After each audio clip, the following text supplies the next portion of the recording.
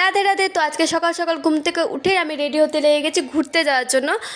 কোথায় ঘুরতে যাচ্ছি সেটা হচ্ছে পুরী। এটা হঠাৎ করে একদিনেই প্ল্যান হয়েছিল, তো তাই জন্য আমি সকাল সকাল উঠে রেডি হয়ে বাবা আমাকে স্টেশনে রাখতে গেছিলো, আর স্টেশনে গিয়ে মাম্মিদের সাথে বুনুদের সাথে সবার সাথে দেখা হয়ে গেছে।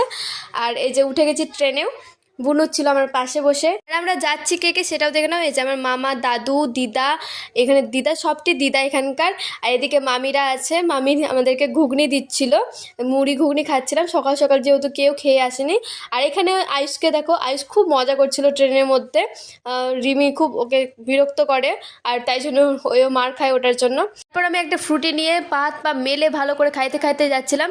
আর কিছুক্ষণ যেতেই ট্রেনটা প্রায় ফাঁকা হয়ে গেছিলো, তাই জন্য আমাদের ফ্যামিলি সবাই এক একজন এক একটা সিট নিয়ে ঘুমাতে লেগে গেছিলো।